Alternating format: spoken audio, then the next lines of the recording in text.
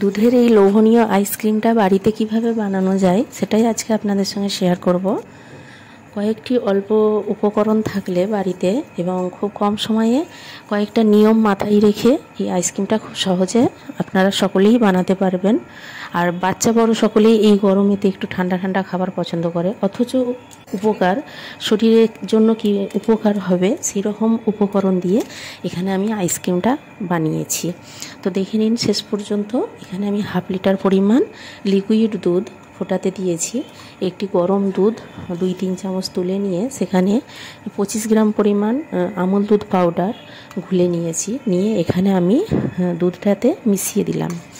দিয়ে মিডিয়াম ফ্লেমে রেখে এই দুধটাকে আমি মাঝে মাঝে নেড়ে চেড়ে ফোটাবো 20 থেকে 25 মিনিট। ফোটাতে ফোটাতে দুধটা অনেকটা ঘন হয়ে যাবে।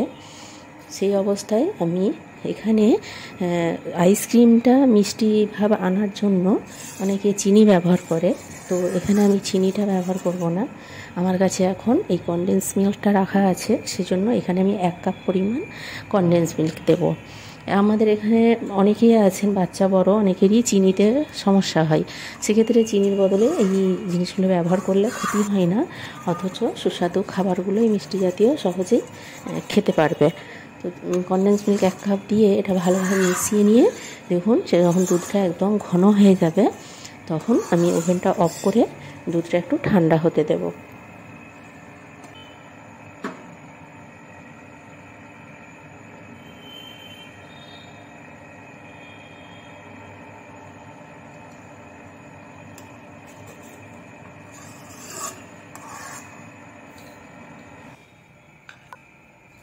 এখানে আমি এই ড্রাই ফ্রুটগুলো নিয়েছি, আমন্ড আছে, পেস্তা আছে, কাজু বাদাম। এটা মিক্সচার মেশিনে ভালো করে ডাস্ট করে নিয়েছি। আর যে দুধটা একটা পাত্রে ঢেলে এই ড্রাই ফ্রুটগুলোটা মিশিয়ে নিয়ে এটা আমি ঢাকা দিয়ে ফ্রিজে 2 ঘন্টা রেখে দেবো। নর্মাল ফ্রিজে, ডিপ ফ্রিজে না, নিজের ফ্রিজে 2 ঘন্টা রেখে একটু ভালো করে ঠান্ডা করে নেবো। একটু বসা বসা মতো হয়েছে, এই অবস্থায় বের করে এটা আবার মিক্সচার মেশিনে দিয়ে খুব ভালো করে মিহি করে পেস্ট বানিয়ে নিতে হবে।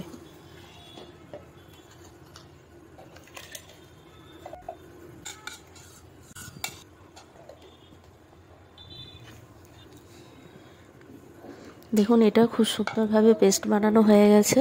এটা একটা পাত্রে ঢেলে নিচ্ছি। আপনারা চাইলে যদি আইসক্রিমের মোল্ড নাও থাকে, এটা এয়ারটাইট বক্সের ভেতরে বা যে কোনো পাত্রে রেখে উপর থেকে ভালোভাবে কভার করে ডিপ ফ্রিজে 7-8 ঘন্টা রেখে দিলেই কিন্তু খুব সুন্দরভাবে আইসক্রিমটা বানানো হয়ে যাবে। আমি এভাবে আইসক্রিমের মোল্ডে দিয়ে সারা রাত ফ্রিজে রেখে দিই, তারপরের দিনে সময় মতো বের করে এটা যখন খাওয়ার সময় হয় খাই, তো খুব সুন্দরভাবে বসে যায়। এটা ডিপ ফ্রিজ থেকে বের করার পর 2 মিনিট মতো অপেক্ষা করতে হবে। তলায় একটু পানি দিয়ে আস্তে আস্তে ঘুরিয়ে ঘুরিয়ে আইসক্রিমটাকে বের করতে হবে। একটু সময় লেগেছে, দেখুন আমি কীভাবে বের করছি। খুব সুন্দরভাবে এটা বেরিয়ে চলে এসেছে। আইসক্রিমটা খুব সুন্দর বানানো হয়ে গেছে। আর আপনারা এইভাবে বানাবেন, ঠিক যেভাবে আমি বলে দিলাম এইভাবে বানাবেন, একটুকুও খারাপ হবে না। খুব সুন্দরভাবে আইসক্রিমটা বানানো হয়ে যাবে।